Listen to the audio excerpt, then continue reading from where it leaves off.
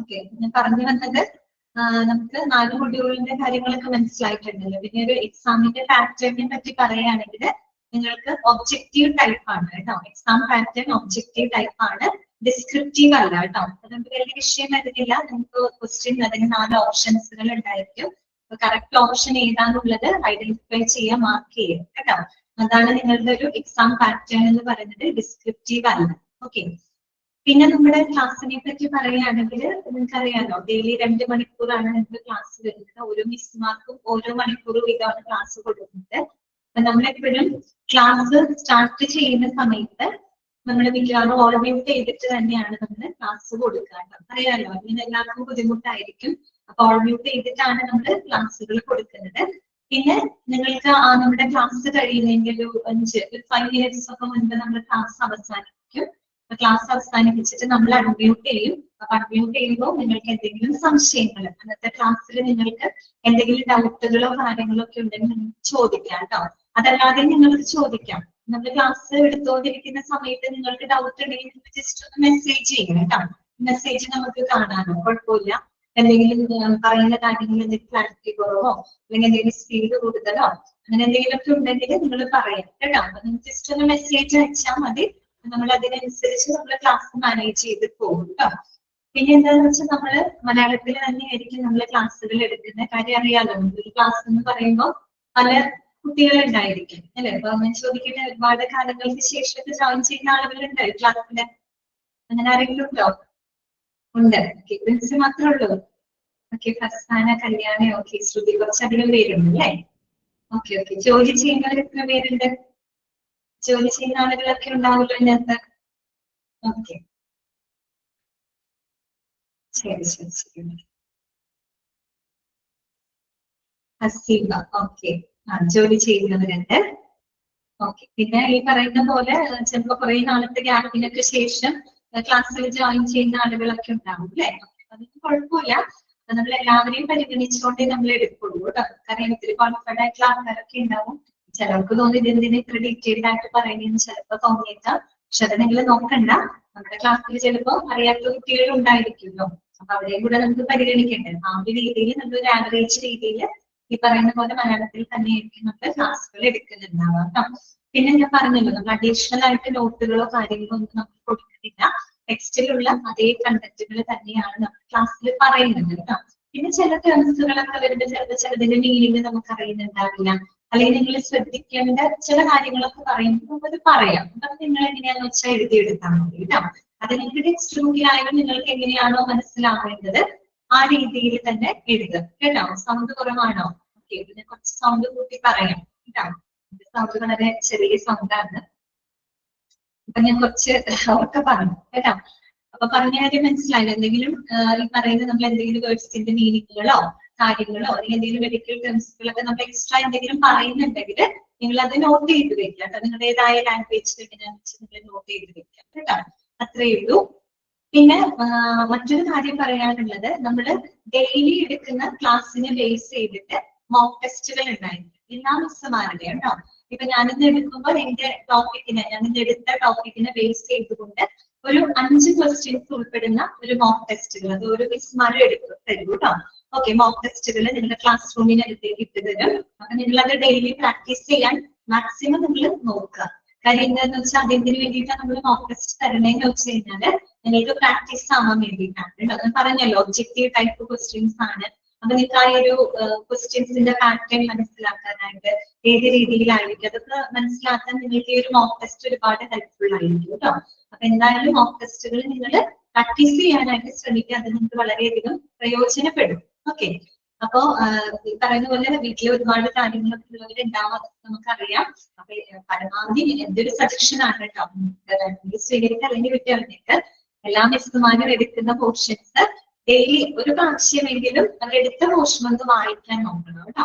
നമ്മൾ പിന്നീട് അത് മറന്നുപോകും. പിന്നീട് നമ്മൾ വായിക്കാൻ എടുത്തു കഴിഞ്ഞാൽ നിങ്ങൾക്ക് തന്നെ പറഞ്ഞു ജസ്റ്റ് ഒരു പ്രാവശ്യം വായിച്ചാൽ മതി കേട്ടോ. അങ്ങനെ വായിച്ചു പോകാൻ നോക്കുക. മാക്സിമം മോക്ക് ടെസ്റ്റുകളൊക്കെ പ്രാക്ടീസ് ചെയ്യുക. ഇത്രയൊക്കെയാണ് എനിക്ക് പറയാനുള്ളത്. ക്ലാസ്സിനെ സംബന്ധിക്കുന്ന കാര്യങ്ങൾ ഇത്രയൊക്കെയാണ് കേട്ടോ. വേറെ എന്തെങ്കിലും ഡൗട്ടുകൾ ഉണ്ടോ ക്ലാസ്സിനെ പറ്റിയിട്ട്? പിന്നെ ഞാൻ പറഞ്ഞല്ലോ, തുടക്കമാണ്. അപ്പൊ കുറച്ച് ദിവസങ്ങൾ കഴിയുമ്പോൾ നിങ്ങൾക്ക് മനസ്സിലാവും. ഓരോ മിസ്സുമാരെ ക്ലാസ് ഒക്കെ എടുത്ത് വരുമ്പോ നിങ്ങൾക്ക് എങ്ങനെയാണ് അതിന്റെ ഒരു ട്രെൻഡ് എങ്ങനെയാന്നുള്ളത് നിങ്ങൾക്ക് മനസ്സിലാകും. അപ്പൊ അതിനനുസരിച്ച് നമുക്ക് മുന്നോട്ട് പോകാം. ഓക്കെ, ക്ലിയർ ആണോ? ഞാൻ പറഞ്ഞ കാര്യങ്ങളൊക്കെ ഓക്കെ ആണോ എല്ലാവർക്കും? ഓക്കെ ആണ്. ശരി, അപ്പൊ നമുക്ക് പതുക്കെ ഒന്ന് തുടങ്ങി. ഞാൻ ഒരുപാട് സ്പീഡിലൊന്നും എടുക്കുന്നില്ല. കാരണം പതുക്കെ വളരെ സ്ലോവിൽ എടുക്കുന്നുള്ളൂ. കാരണം നിങ്ങൾക്ക് ടെക്സ്റ്റ് ബുക്കുകളിലൊന്നും കുറെ പേർക്കൊന്നും കിട്ടിയിട്ടില്ല എന്നറിയാം. അപ്പൊ പക്ഷെ നിങ്ങൾ ഇത് വൈകിക്കരുത് കേട്ടോ. ഓർഡർ കൊടുക്കണം കേട്ടോ. ഓർഡർ കൊടുക്കണം. എത്രയും പെട്ടെന്ന് ടെക്സ്റ്റ് ബുക്ക് കളക്ട് ചെയ്യണം കേട്ടോ. ഞാൻ മാത്രമല്ല ക്ലാസ് എടുക്കുന്നത്. ഇപ്പൊ അടുത്ത അവറും ഇന്നത്തെ ദിവസങ്ങളിലൊക്കെ ഒരുപാട് മിസ്മാര് വരുമ്പോ അത്യാവശ്യം നല്ലൊരു പോർഷൻസ് വരും. ഓക്കെ, അപ്പൊ അത് ബുദ്ധിമുട്ടാവരുതെന്ന് നോക്കിയിട്ടാണ് പറയുന്നത് കേട്ടോ. നമുക്ക് തുടങ്ങാമല്ലോ അല്ലെ? ഓക്കെ അല്ലേ എല്ലാവരും?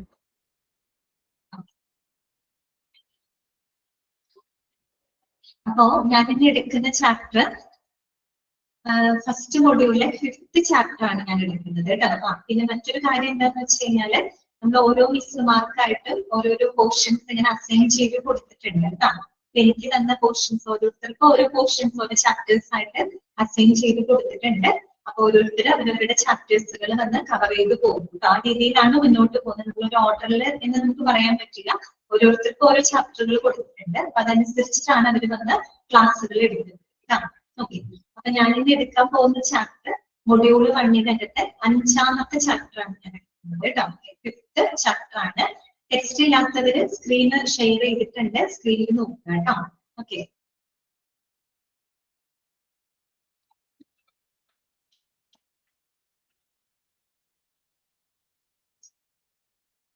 കാണാനോ? സ്ക്രീനൊക്കെ കാണുന്നില്ല എല്ലാവർക്കും? ഓക്കെ അല്ലേ എല്ലാവർക്കും? അപ്പോ മൊഡ്യൂള് 1-ലെ ചാപ്റ്റർ ആണ് കേട്ടോ. 5ാമത്തെ ചാപ്റ്റർ ആണ് നമ്മൾ പഠിക്കുന്നത്. ഡിഫറെന്റ് ഡിപ്പാർട്ട്മെന്റ്സ് ഓഫ് ഹോസ്പിറ്റൽസ് ആണ് കേട്ടോ. അതായത് ഹോസ്പിറ്റലിലെ വിവിധ ഡിപ്പാർട്ട്മെന്റുകളെ പറ്റിയിട്ടാണ് നമ്മൾ പഠിക്കുന്നത്. ഓക്കെ, പിന്നെ നമ്മൾ ഈ മൊഡ്യൂള് 1ഉം 2ഉം എന്നൊക്കെ പറയുമ്പോൾ അതിൽ വരുന്ന ചാപ്റ്റേഴ്സുകളില് നമ്മൾ കൂടുതലും ഹോസ്പിറ്റലിലെ കുറെ ഡിപ്പാർട്ട്മെന്റുകളെ പറ്റിയിട്ട് വളരെ ഡീപ്പായിട്ട് നമ്മൾ പഠിക്കും. ഏകദേശം നമ്മളൊരു ഹോസ്പിറ്റൽ എങ്ങനെയാണ്, ഒരു ഹോസ്പിറ്റലിൽ ഏതൊക്കെ ഡിപ്പാർട്ട്മെന്റുകൾ പ്രവർത്തിക്കുന്നുണ്ട്, ഓരോ ഡിപ്പാർട്ട്മെന്റുകളും എന്തുമായിട്ട് ബന്ധപ്പെട്ടതാണ്, എല്ലാം സെപ്പറേറ്റ് ആയിട്ട് തന്നെ പഠിക്കാനുണ്ട്. ഇപ്പൊ ബ്ലഡ് ബാങ്ക് പഠിക്കാനുണ്ട്, അതുപോലെ തന്നെ ലേബർ റൂം, ഓപ്പറേഷൻ തിയേറ്റർ, പിന്നെ ലബോറട്ടറി, റേഡിയോളജി, ഒക്കെ അങ്ങനെ എല്ലാ ഡിപ്പാർട്ട്മെന്റുകളെ പറ്റിയും നിങ്ങൾക്കൊരു ധാരണ വരും ഫസ്റ്റും സെക്കൻഡും മൊഡ്യൂളൊക്കെ കഴിയുന്നു. പിന്നെ നമ്മളൊരു 3rd-ഉം 4th-ലേക്കും കടക്കുമ്പോൾ കുറച്ചും കൂടെ ഒരു അഡ്മിനിസ്ട്രേറ്റീവ്, നമ്മൾ പഠിക്കുന്ന ഹോസ്പിറ്റൽ അഡ്മിനിസ്ട്രേഷൻ ആണല്ലോ. അപ്പൊ ഒരു അഡ്മിനിസ്ട്രേഷനുമായിട്ട് ബന്ധപ്പെട്ട ചാപ്റ്ററുകളാണ് അതിലോ 3rd-ഉം 4th-ഉം മൊഡ്യൂളുകളിൽ വരുന്നത്. ഇപ്പൊ നമ്മള് ഫസ്റ്റും സെക്കൻഡും മൊഡ്യൂളിൽ കൂടുതൽ നമ്മള് കുറച്ചും കൂടെ ഒരു മെഡിക്കൽ ഫീൽഡുമായിട്ട് ബന്ധപ്പെട്ട കുറെ കാര്യങ്ങളൊക്കെ നമുക്ക് മനസ്സിലാക്കും കേട്ടോ. ഓക്കെ, അപ്പൊ അങ്ങനെ ഒരു ചാപ്റ്റർ ആണിത്. 5ാമത്തെ ചാപ്റ്റർ ആണ് different departments of hospital. Okay, അപ്പോ ഈ ഒരു ചാപ്റ്ററിനെ പറ്റി പറയുന്നത് അത്യാവശ്യം വലിയൊരു ചാപ്റ്റർ ആണ് കേട്ടോ. വലിയൊരു ചാപ്റ്റർ ആണ്, പക്ഷെ അതുപോലെ അത്യാവശ്യം ഇമ്പോർട്ടന്റ് ആയിട്ടുള്ള ഒരു ചാപ്റ്റർ. കാര്യം ഇതിന് നമ്മൾ ഒരുപാട് ഡീറ്റെയിൽഡ് ആയിട്ട് പഠിക്കുന്നില്ല. പക്ഷെ നമ്മൾ എന്താണ്, ഒരു ഓവറോൾ ആയിട്ട് ഒരു ഹോസ്പിറ്റലിലെ ഡിപ്പാർട്ട്മെന്റുകളെ പറ്റിയിട്ട് നമുക്കൊരു ജനറൽ ആയിട്ടുള്ള ഒരു നോളജ് നമുക്ക് ഇതിന് കിട്ടും.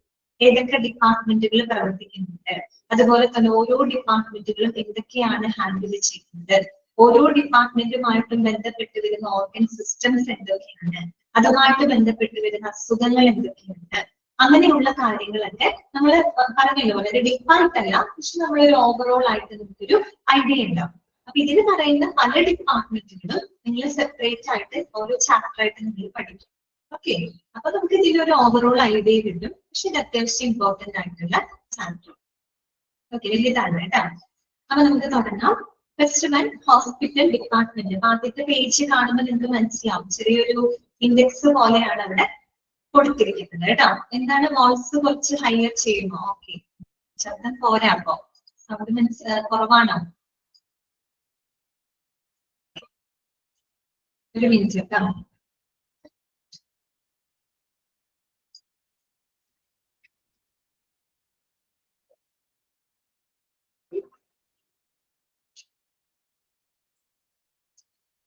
ഹോസ്പിറ്റൽ ഡിപ്പാർട്ട്മെന്റില് ഒരു ഇൻഡെക്സ് പോലെ ഫസ്റ്റ് പേജിൽ അവിടെ കൊടുത്തിട്ടുണ്ട് കേട്ടോ. നമ്മൾ ഈ ചാപ്റ്ററിൽ പഠിക്കാൻ പോകുന്ന കാര്യങ്ങളാണ് അവിടെ ഒരു ഇൻഡെക്സ് പോലെ കൊടുത്തിരിക്കുന്നത് കേട്ടോ. ഓക്കെ, അപ്പൊ ആദ്യം ജസ്റ്റ് ഒന്ന് ശ്രദ്ധിക്കുക, എന്നിട്ട് നമുക്കത് വായിക്കാം കേട്ടോ.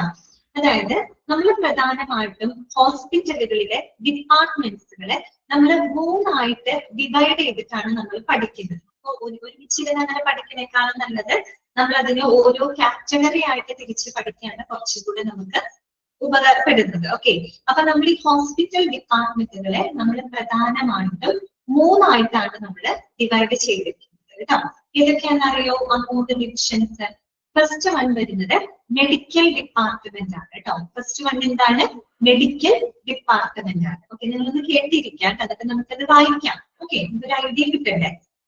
ഫസ്റ്റ് എന്താണ്? Medical department. ഓക്കെ, രണ്ടാമത്തത് എന്താണെന്നറിയോ? സപ്പോർട്ടീവ് ഡിപ്പാർട്ട്മെന്റ് ആണ്. എന്താണ്? സപ്പോർട്ടീവ് ഡിപ്പാർട്ട്മെന്റുകൾ കേട്ടോ. തേർഡ് ഡിവിഷൻ എന്ന് പറയുന്നത് അഡ്മിനിസ്ട്രേറ്റീവ് ഡിപ്പാർട്ട്മെന്റ്. അങ്ങനെ നമ്മള് പ്രധാനമായിട്ടും ഹോസ്പിറ്റൽ ഡിപ്പാർട്ട്മെന്റ്സുകളെ മൂന്നായിട്ടാണ് നമ്മൾ ഡിവൈഡ് ചെയ്തിരിക്കുന്നത്. ഇതൊക്കെയാണ് മെഡിക്കൽ ഡിപ്പാർട്ട്മെന്റ്, സപ്പോർട്ടീവ് ഡിപ്പാർട്ട്മെന്റ്, പിന്നെ തേർഡ് വൺ എന്താണ്? Administrative department. ഓക്കെ, ഇനി നമ്മൾ ആദ്യത്തെ ഡിവിഷൻ എടുക്കാം. ഫസ്റ്റ് ഡിവിഷൻ എടുക്കാം. ഫസ്റ്റ് ഡിവിഷൻ എന്താണ്? മെഡിക്കൽ ഡിപ്പാർട്ട്മെന്റ് ആണ് അല്ലെ. ദിസ് മെഡിക്കൽ ഡിപ്പാർട്ട്മെന്റിനെ നമ്മൾ വീണ്ടും സബ് ഡിവൈഡ് ചെയ്തിട്ടുണ്ട്. രണ്ടായിട്ട് നമ്മൾ വീണ്ടും സബ് ഡിവൈഡ് ചെയ്യാണ്. ഏതൊക്കെയാണെന്ന് അറിയാം? രണ്ട് സബ് ഡിവിഷൻസ്. ഒന്ന് ഒ പി ഡി ആണ്. ഒ പി ഡി എന്ന് പറഞ്ഞാൽ എന്താണ്? നിങ്ങൾക്കറിയാം. എന്താണ് ഒ പി ഡി എന്ന് പറഞ്ഞാല്? നിങ്ങൾക്കറിയാവുന്ന കാര്യമാണ്. എന്താണ് O P D? Out patient department അല്ലെ. Out patient department. അപ്പൊ നമ്മൾ സാധാരണ ഡോക്ടറുടെ അപ്പോയിന്റ്മെന്റ് എടുത്ത് നമ്മൾ കാണുന്നു അല്ലെ, കൺസൾട്ട് ചെയ്യുന്നു, നമ്മൾ മരുന്ന് വാങ്ങിച്ച് തിരിച്ചു പോകുന്നു. നമ്മളൊരു ഔട്ട് പേഷ്യന്റ് ആയിട്ടാണ് നമ്മൾ പോകുന്നത് അല്ലെ, നമ്മൾ അഡ്മിറ്റ് ആവുന്നില്ല അല്ലെ. അപ്പൊ അങ്ങനെയുള്ള ഡിപ്പാർട്ട്മെന്റ് ആണ് എന്ത്? Out patient department. ഓക്കെ, പിന്നെ രണ്ടാമത്തത് എന്താണ്? Inpatient department. ഇൻപേഷ്യന്റ് എന്ന് പറയുന്നത് എന്താ ഉദ്ദേശിക്കുന്നത്? അഡ്മിറ്റ് ആവുന്ന പേഷ്യന്റ് അല്ലെ. ഹോസ്പിറ്റലൈസ് ചെയ്യപ്പെട്ടിട്ട് ട്രീറ്റ്മെന്റ്സ് എടുക്കുന്ന പേഷ്യൻസിനെ നമ്മൾ എന്ത് പറയും? ഓക്കെ, കറക്റ്റ് ആണ് കേട്ടോ. ദാറ്റ്സ് ഇൻപേഷ്യന്റ് അല്ലെ. അപ്പൊ ഇൻപേഷ്യന്റ് ഡിപ്പാർട്ട്മെന്റ്. ക്ലിയർ ആയോ പറഞ്ഞത്? അപ്പോ മെഡിക്കൽ ഡിപ്പാർട്ട്മെന്റ് എന്ന് പറഞ്ഞ മെയിൻ ഡിവിഷനെ നമ്മൾ വീണ്ടും രണ്ടായിട്ട് സബ് ഡിവൈഡ് ചെയ്തു. ഇതൊക്കെയാണ് രണ്ട് സബ് ഡിവിഷൻസ്. ഒന്ന് ഒ പി ഡി ആണ്. ഒ പി ഡി എന്ന് പറഞ്ഞാൽ എന്താണ്? Out patient department. പിന്നെ രണ്ടാമത്തെ ഏതാ നമ്മൾ പറഞ്ഞത്? ഐ പി ഡി അല്ലെ. എന്താണത്? Inpatient department. ഓക്കെ, അതവിടെ ഇരിക്കട്ടെ. ഇതൊക്കെ നമുക്ക് ഇത് ഡീറ്റെയിൽ ആയിട്ട് പഠിക്കാം. ഓക്കെ, ദെൻ നമ്മൾ പറഞ്ഞത് രണ്ടാമത്തെ മെയിൻ ഡിവിഷൻ ഏതായിരുന്നു? സപ്പോർട്ടീവ് ഡിപ്പാർട്ട്മെന്റ് ആണ്. എന്താണ്? Supportive department. അതായത് നമ്മൾ ഈ പറയുന്ന മെഡിക്കൽ ഡിപ്പാർട്ട്മെന്റുകൾക്ക് വേണ്ട എല്ലാവിധ പിന്തുണകളും കൊടുക്കുന്ന, എല്ലാ സപ്പോർട്ടും കൊടുക്കുന്ന ഡിപ്പാർട്ട്മെന്റ് അല്ലെ. അതുകൊണ്ടാണ് അതിന്റെ പേര് തന്നെ സപ്പോർട്ടീവ് ഡിപ്പാർട്ട്മെന്റ് എന്ന് പറയുന്നത്. ഓക്കെ, ഈ സപ്പോർട്ടീവ് ഡിപ്പാർട്ട്മെന്റുകളെ നമ്മൾ നാലായിട്ടാണ് സബ് ഡിവൈഡ് ചെയ്തിരിക്കുന്നത്. അതവിടെ നിങ്ങൾക്ക് കാണാൻ പറ്റും. നാലായിട്ടാണ് നമ്മൾ സബ് ഡിവൈഡ് ചെയ്തത്. നോക്കിയേ, നമ്മൾ ഫസ്റ്റ് പറഞ്ഞ മെഡിക്കൽ ഡിപ്പാർട്ട്മെന്റിനെ രണ്ടായിട്ട് നമ്മൾ തിരിച്ചു. ഒ പി ഡി അതുപോലെ തന്നെ ഐ പി ഡി. ഓക്കെ, രണ്ടാമത്തെ മെയിൻ ഡിവിഷൻ എന്ന് പറയുന്നത് സപ്പോർട്ടീവ് ഡിപ്പാർട്ട്മെന്റ് ആണ്. അതിനെ നമ്മൾ നാലായിട്ടാണ് സബ് ഡിവൈഡ് ചെയ്തിരിക്കുന്നത്. ഏതൊക്കെയാണ് നാല് സബ് ഡിവിഷൻ? നോക്കി, ഫസ്റ്റ് വൺ വരുന്നത് തെറാപ്യൂട്ടിക് ആണ് അല്ലെ. തെറാപ്യൂട്ടിക് എന്ന് പറയുമ്പോൾ എന്താണ്? ചികിത്സാപരമായിട്ടുള്ളത് അല്ലെ. നമ്മൾ എങ്ങനെയൊക്കെ ചികിത്സിക്കുന്നത്? മരുന്നുകൾ കഴിച്ച് അല്ലെ, അങ്ങനെ നമ്മൾ ട്രീറ്റ്മെന്റ് എടുക്കുന്നുണ്ട്. അതുപോലെ തന്നെ ചിലപ്പോൾ നമ്മൾ ഫിസിയോതെറാപ്പി, അതൊക്കെ ട്രീറ്റ്മെന്റിന്റെ ഭാഗമാണ് അല്ലെ. പിന്നെ നമ്മുടെ ഭക്ഷണം അല്ലെ. നമ്മുടെ ഭക്ഷണം എന്ന് പറയുന്നത് നമ്മളുടെ ആരോഗ്യം നിലനിർത്തുന്നതിലും നശിപ്പിക്കുന്നതിലും ഒരുപോലെ പങ്കുവഹിക്കുന്നുണ്ട് അല്ലെ. പ്രത്യേകിച്ച് നമുക്കറിയാം ഇന്നത്തെ കാലത്തൊക്കെ എന്താണ്? ഭക്ഷണക്രമത്തിലുള്ള കുറെ പ്രശ്നങ്ങൾ കാരണം നമുക്ക് ഒരുപാട് അസുഖങ്ങളും വരുന്നുണ്ട് അല്ലെ. ഓക്കെ, അപ്പോ ഇതൊക്കെയാണ് സബ് ഡിവിഷൻ. നമുക്കൊന്ന് വായിക്കാം. ഫസ്റ്റ് ഏതാണ്? തെറാപ്യൂട്ടിക്. പിന്നെ രണ്ടാമത്തെ എന്താണ്? ജനറൽ. ജനറൽ എന്ന് പറഞ്ഞിട്ട് കുറെ അതിന് കീഴിൽ വരുന്നുണ്ട്. ജനറൽ ഉണ്ട്. പിന്നെ വരുന്നത് ഡയഗ്നോസ്റ്റിക്സ് ആണ്. Okay, diagnostics. And fourth one എന്ന് പറയുന്നത് ഇൻഫർമേറ്റീവ് ആണ്. Okay, informative. ക്ലിയർ? ഇത് നമ്മൾക്ക് പഠിക്കാനുള്ള എളുപ്പത്തിന് വേണ്ടിയിട്ടാണ് കേട്ടോ ഇങ്ങനെ കൊടുത്തിരിക്കുന്നത്. ഒരു ഐഡിയ ഉണ്ടാവാന്നുള്ളതാണ്. മെഡിക്കൽ ഡിപ്പാർട്ട്മെന്റ് ഉണ്ട്, സപ്പോർട്ടീവ് ഡിപ്പാർട്ട്മെന്റ് ഉണ്ട്, അഡ്മിനിസ്ട്രേറ്റീവ് ഡിപ്പാർട്ട്മെന്റ്. ഓക്കെ, അപ്പൊ ഓരോ ഡിപ്പാർട്ട്മെന്റുമായിട്ട് ബന്ധപ്പെട്ട് എന്തൊക്കെയാണ് വരുന്നത് ഒരു ഓവറോൾ ഐഡിയ ഉണ്ടാക്കിയെടുക്കാം. അതിന് വേണ്ടിയിട്ടാണ് അവിടെ കൊടുത്തിരിക്കുന്നത് കേട്ടോ. അപ്പൊ ഫസ്റ്റ് വൺ തെറാപ്യൂട്ടിക് ആണ്. അപ്പൊ തെറാപ്യൂട്ടിക് എന്ന് പറയുമ്പോൾ അതിനകത്ത് എന്തെല്ലാം വിഭാഗങ്ങൾ ഉൾപ്പെടുന്നുണ്ട് നോക്കിക്കേ. ഫാർമസി വരുന്നുണ്ട്. മരുന്നുകളിലൂടെ നമ്മൾ ചികിത്സിക്കുന്നുണ്ട് അല്ലെ. സോ ഫാർമസി അതിന്റെ ഭാഗമാണ്. അതുപോലെ തന്നെ ഫിസിയോതെറാപ്പി അല്ലെ, ഫിസിയോതെറാപ്പി നമുക്കറിയാം അസുഖങ്ങൾ വന്ന് അല്ലെങ്കിൽ എന്തെങ്കിലും ഈ പറയുന്ന ആക്സിഡന്റ് ഒക്കെ സംഭവിച്ച് എന്താണ് അങ്ങനെയുള്ള രോഗികൾ അവരുടെ നോർമൽ ലൈഫ് റെസ്യൂം ചെയ്യുന്നതിനൊക്കെ വേണ്ടിയിട്ട് നമ്മൾ ഉപയോഗിക്കുന്നതാണ് ഫിസിയോതെറാപ്പികൾ അല്ലെ. Okay, physiotherapy. അതുപോലെ തന്നെ എന്താണ് ഡയറ്ററ്റിക്സ് അല്ലെ, ഭക്ഷണക്രമം. ഞാൻ നേരത്തെ പറഞ്ഞു ഫുഡ് നമ്മുടെ ഹെൽത്തിലെ ഏറ്റവും പ്രധാനപ്പെട്ട ഒരാളാണ് അല്ലെ. ഓക്കെ, അപ്പൊ ഡയറ്ററ്റിക്സ് ഒക്കെ അതിനകത്ത് തന്നെ ഭക്ഷണക്രമത്തിലുള്ള പ്രശ്നങ്ങൾ കാരണം കൊണ്ടും നമുക്ക് എന്ത് വരാം, ആരോഗ്യ പ്രശ്നങ്ങൾ വരാം. നല്ലൊരു ഭക്ഷണ രീതിയാണ് നമ്മൾ ഫോളോ ചെയ്യുന്നതെങ്കിൽ നമുക്ക് നല്ലോണം ആരോഗ്യത്തോടുകൂടി ഇരിക്കും അല്ലെ. ഓക്കെ, അപ്പൊ ഡയറ്ററ്റിക്സ് അതിനകത്ത് വരുന്നുണ്ട് കേട്ടോ.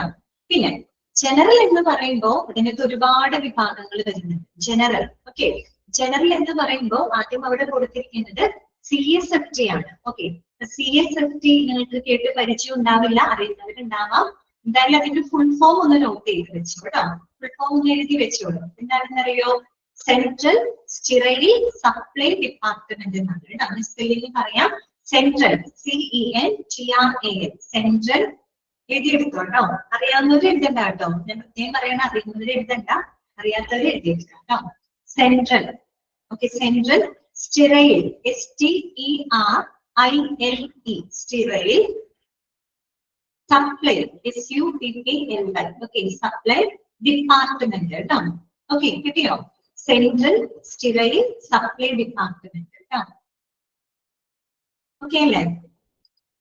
അതായത് നമ്മളുടെ ഹോസ്പിറ്റൽ മൊത്തം അണുവിമുക്തമാക്കി സൂക്ഷിക്കുന്നതിന് റെസ്പോൺസിബിൾ ആയിട്ടുള്ള ഒരു ഡിപ്പാർട്ട്മെന്റ് ആണെന്ന് CSFT എന്ന് പറയുന്നത്. അതൊക്കെ നിങ്ങൾ പ്രത്യേകം സെപ്പറേറ്റ് ചാപ്റ്റർ ആയിട്ട് തന്നെ നിങ്ങൾ പഠിക്കും കേട്ടോ. ഇപ്പൊ നിങ്ങളൊരു ഓവറോൾ ഐഡിയ ഉണ്ടാക്കിയെടുക്കാം. പിന്നെ രണ്ടാമത് വരുന്ന എന്താണ്, ഹൗസ് കീപ്പിംഗ് ആണ്. Okay, house keeping. Then third one പറയുന്നത് കിച്ചൺ ആണ്. കിച്ചൺ.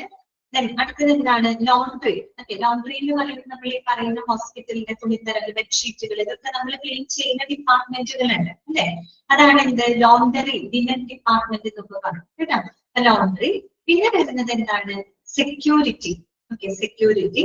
ദെൻ വരുന്നത് മെയിന്റനൻസ് ഡിപ്പാർട്ട്മെന്റ്. നമ്മളൊരു ഹോസ്പിറ്റൽ എന്ന് പറയുമ്പോൾ അവിടെ മറ്റു പല ഫിസിക്കൽ ഫെസിലിറ്റിയും ഉണ്ട് അല്ലെ.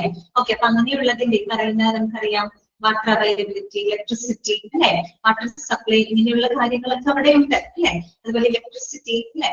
ഇത്തരം കാര്യങ്ങളൊക്കെ മാനേജ് ചെയ്യുന്നതിന് വേണ്ടിയിട്ട് മെയിന്റനൻസ് ഡിപ്പാർട്ട്മെന്റ് ഉണ്ട്. പിന്നെ വരുന്നത് മോർച്ചറി ആണ്. ഓക്കെ, ഇതൊക്കെ ജനറൽ വിഭാഗത്തിലാണ് നമ്മൾ ഉൾപ്പെടുത്തിയിരിക്കുന്നത്.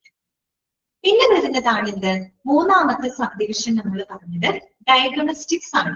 ഡയഗ്നോസ്റ്റിക്സ് എന്ന് പറയുന്നത് എന്താണ്, രോഗനിർണയം നടത്തുന്നതാണ്. ഇങ്ങനെയൊക്കെ നമ്മൾ രോഗനിർണയം നടത്തുന്നത് നമുക്കറിയാം. ഒരു 70% അസുഖങ്ങൾ നമ്മൾ എങ്ങനെയാണ് ഡയഗ്നൈസ് ചെയ്തത്, ഈ പറയുന്ന ലാബ് ടെസ്റ്റുകളിലൂടെ അല്ലെ, അല്ലെങ്കിൽ റേഡിയോളജി ടെസ്റ്റുകൾ, എക്സ്റേ എടുക്കും, സ്കാനിങ്, ഇങ്ങനെയൊക്കെ ആണ് നമുക്ക് കുറേയും കൂടെ നമ്മുടെ രോഗം ഒന്നും കൂടെ കൺഫേം ആക്കി മാറ്റാൻ പറ്റുന്നത് അല്ലെ. ഡയഗ്നോസ്റ്റിക്സ് വിഭാഗങ്ങളാണ് അല്ലെ.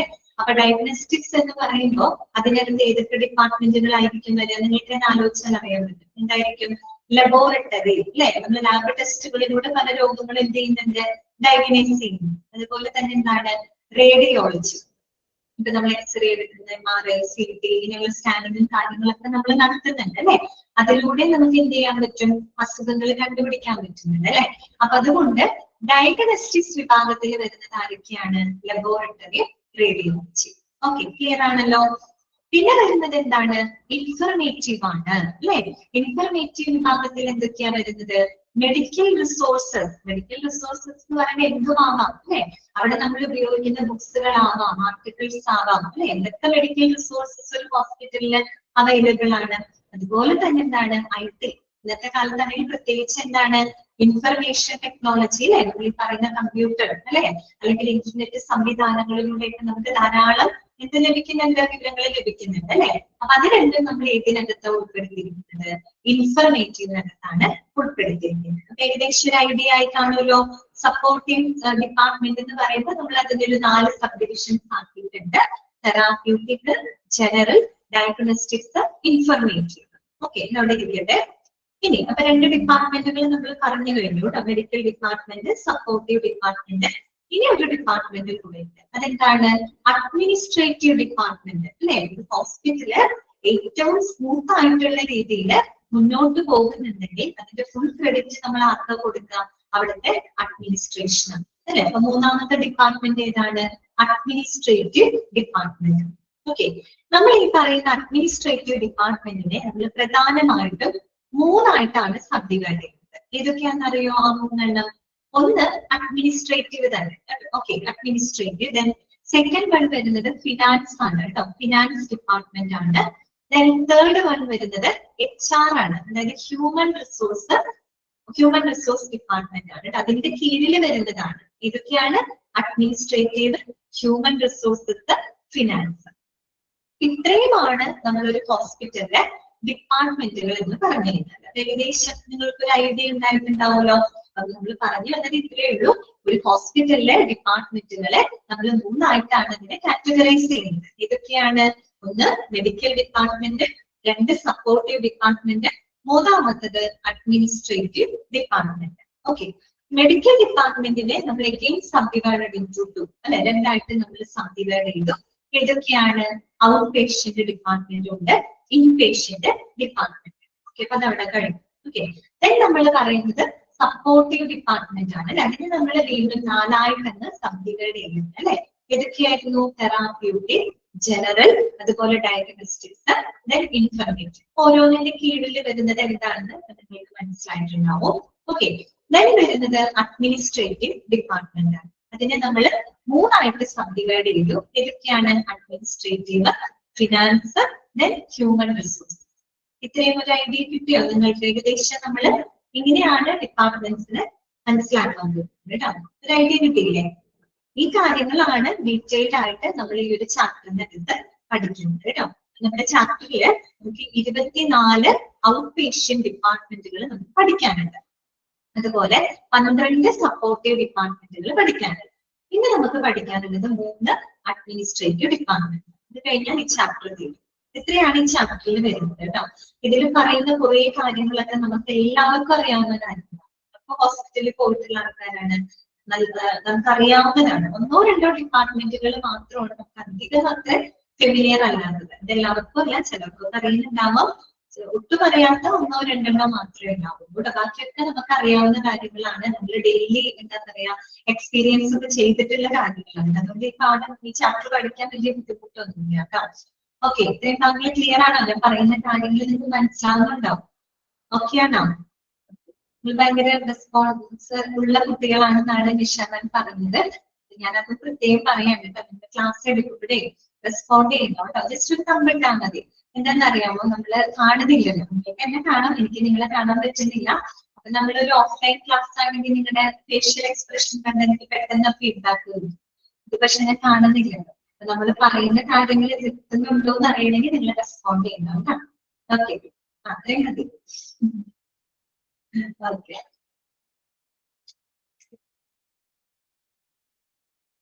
അപ്പൊ നോക്കാം നമുക്ക് ഇനി അതിന്റെ ഉള്ളിലേക്ക് കടക്കാം കേട്ടോ. അപ്പൊ നമ്മൾ പഠിക്കാൻ പോകുന്നത് മെഡിക്കൽ ഡിപ്പാർട്ട്മെന്റ്. ആദ്യത്തെ ഡിപ്പാർട്ട്മെന്റിലാണ് തുടങ്ങുന്നത് കേട്ടോ. ഇത് കുറച്ച് നാളെടുക്കും. മെഡിക്കൽ ഡിപ്പാർട്ട്മെന്റ് ഇങ്ങനെ പറഞ്ഞു വരുമ്പോൾ കുറച്ച് ദിവസങ്ങളോളം ഇങ്ങനെ പോകും. അതൊക്കെ കഴിഞ്ഞിട്ട് വേണം നമുക്ക് സപ്പോർട്ടിലേക്ക് എത്താനായിട്ട് കേട്ടോ. ഓക്കെ, അപ്പൊ ഓരോ ദിവസം നമുക്കൊരു 2 or 3 ഡിപ്പാർട്ട്മെന്റുകൾ വെച്ച് പഠിക്കുകയാണെങ്കിൽ നല്ലതായിരിക്കും. വളരെ പതുക്കെയാണ് ഇപ്പൊ പോകുന്നത് കേട്ടോ. കുറച്ച് കഴിയുമ്പോൾ നമുക്ക് പതുക്കെ ഒന്ന് സ്പീഡ് കൂടാം. അപ്പൊ നോക്കാം, മെഡിക്കൽ ഡിപ്പാർട്ട്മെന്റ്. മെഡിക്കൽ ഡിപ്പാർട്ട്മെന്റിനെ നമ്മൾ രണ്ടായിട്ട് സബ്ഡിവൈഡ് ചെയ്തു. ഏതൊക്കെയായിരുന്നു? ഔട്ട് പേഷ്യന്റ് ഡിപ്പാർട്ട്മെന്റും ഇൻ പേഷ്യന്റ് ഡിപ്പാർട്ട്മെന്റ്. ഞാൻ ചോദിക്കട്ടെ, എന്താണ് ഇൻ പേഷ്യന്റ് ഡിപ്പാർട്ട്മെന്റ് എന്ന് പറഞ്ഞാല്? അതായത് നമുക്കറിയാം, ഹോസ്പിറ്റലൈസ് ചെയ്യപ്പെടുന്ന പേഷ്യൻസ് ഉണ്ട് അല്ലെ, അഡ്മിറ്റ് ആവുന്ന പേഷ്യൻസ്. അഡ്മിറ്റ് ആവുന്ന പേഷ്യൻസിന്റെ പ്രത്യേകത എന്താണ്? അവർക്കൊരു കണ്ടിന്യൂസ് മോണിറ്ററിങ് ആവശ്യമാണ് അല്ലെ, അവർക്കൊരു ഓൺഗോയിങ് ട്രീറ്റ്മെന്റ് ആവശ്യമാണ് അല്ലെ, കണ്ടിന്യൂസ് ആയിട്ടുള്ള ഒരു ട്രീറ്റ്മെന്റ് ആവശ്യമാണ്, മോണിറ്ററിങ് ആവശ്യമാണ്, റിക്കവറി ആവശ്യമായിട്ടുള്ള പേഷ്യൻസ് ആണ്. അങ്ങനെയുള്ളവരെയാണ് നമ്മൾ എന്ത് ചെയ്യുന്നത്? അഡ്മിറ്റ് ചെയ്യുന്നത്. അപ്പൊ അവർക്ക് വേണ്ടിയിട്ട് 24 hours സേവനങ്ങൾ കൊടുക്കുന്ന, അല്ലെങ്കിൽ അവർക്ക് വേണ്ട അക്കോമഡേഷൻ ഫെസിലിറ്റികളൊക്കെ കൊടുക്കുന്ന ഒരു ഡിപ്പാർട്ട്മെന്റ് ആണ് IPD അഥവാ ഇൻ പേഷ്യന്റ് ഡിപ്പാർട്ട്മെന്റ് എന്ന് പറയുന്നത്. അതെന്താണെന്നൊന്നും നിങ്ങളോട് ചോദിക്കില്ല, നമ്മുടെ ടെക്സ്റ്റിലുള്ളത് മാത്രം പഠിച്ചാൽ മതി കേട്ടോ. ഇൻ പേഷ്യന്റ് ഡിപ്പാർട്ട്മെന്റ് എന്ന് പറയുമ്പോൾ it is A hospital unit that provides the 24 hour medical care. Okay, medical care for the patients who require the ongoing treatment. അതുപോലെ തന്നെ മോണിറ്ററിംഗ് ആൻഡ് റിക്കവറി. അല്ലെ. അതായത് കണ്ടിന്യൂസ് ആയിട്ടുള്ള ഒരു ട്രീറ്റ്മെന്റും മോണിറ്ററിങ്ങും റിക്കവറിയും ആവശ്യമായിട്ടുള്ള പേഷ്യൻസിന് എന്ത് കൊടുക്കുന്ന മെഡിക്കൽ പരിചരണങ്ങളും അതുപോലെ തന്നെ അക്കോമഡേഷൻ ഫെസിലിറ്റികളൊക്കെ കൊടുക്കുന്ന ഒരു ഡിപ്പാർട്ട്മെന്റ് ആണ് IPD അഥവാ ഇൻപേഷ്യന്റ് ഡിപ്പാർട്ട്മെന്റ് എന്ന് പറയുന്നത്. അപ്പൊ തീർച്ചയായിട്ടും ഒരു ഇൻപേഷ്യന്റ് ഡിപ്പാർട്ട്മെന്റ് കൊടുക്കുന്ന സേവനങ്ങളെ നമുക്ക് എന്ത് പറയാം, ഇൻപേഷ്യന്റ് സർവീസസ് എന്ന് പറയാം അല്ലെ. അതുപോലെ തന്നെ ഔട്ട് പേഷ്യന്റ് ഡിപ്പാർട്ട്മെന്റ് എന്ന് പറയുന്നത് എന്താണ്, നമ്മൾ അവിടെ സ്റ്റേ ചെയ്യുന്നുണ്ടോ, നൈറ്റ് നമ്മൾ സ്റ്റേ ചെയ്യുന്നുണ്ടോ, ഇല്ല. ഓൺലി എന്താണ്, the people come to that department only for consultation അല്ലെ. കൺസൾട്ടേഷന് വേണ്ടി മാത്രമാണ് നമ്മൾ വരുന്നത് എവിടേക്ക്, ഔട്ട് പേഷ്യന്റ് ഡിപ്പാർട്ട്മെന്റിലൂടെ നമ്മൾ വരുന്നു, ഡോക്ടർ കൺസൾട്ട് ചെയ്യുന്നു, നമുക്ക് ഡോക്ടർ മരുന്ന് തരുന്നു, മരുന്ന് വാങ്ങിച്ച് നമ്മൾ തിരിച്ചു വീട്ടിലോട്ട് പോകും അല്ലെ. അതാണ് എന്ത്, ഔട്ട് പേഷ്യന്റ് ഡിപ്പാർട്ട്മെന്റ്. അവിടെ നമ്മൾ എന്ത് എടുക്കുന്നില്ല, ഒരു നൈറ്റ് സ്റ്റേ നമ്മൾ എടുക്കുന്നുണ്ടോ, ഇല്ല. അപ്പൊ അവര് കൊടുക്കുന്ന സർവീസസുകൾ എന്താണ്, അപ്പൊ നമ്മൾ അവിടെ ആ ഒരു ടേബിള് നിങ്ങൾക്ക് കാണാം, ആ ടേബിളിൽ അവിടെ കറക്റ്റ് ആയിട്ട് ഇങ്ങനെ തിരിച്ചു കൊടുത്തിട്ടുണ്ട്. ജസ്റ്റ് അതൊന്ന് മനസ്സിലാക്കുക കേട്ടോ. നോക്കാം. ഫസ്റ്റ് വൺ എന്താണ്, ഇൻപേഷ്യന്റ് സർവീസസ് ആണ്. അതായത് ഇൻപേഷ്യന്റ് ഡിപ്പാർട്ട്മെന്റ് കൊടുക്കുന്ന സേവനങ്ങൾ. ഇപ്പൊ എന്തൊക്കെ സേവനങ്ങളാണ് നോക്കിയേ, എന്തൊക്കെ സർവീസുകളാണ് അവർ കൊടുക്കുന്നത്. ഒന്നെന്താണ്, പേഷ്യന്റ് റൂംസ് അല്ലെ.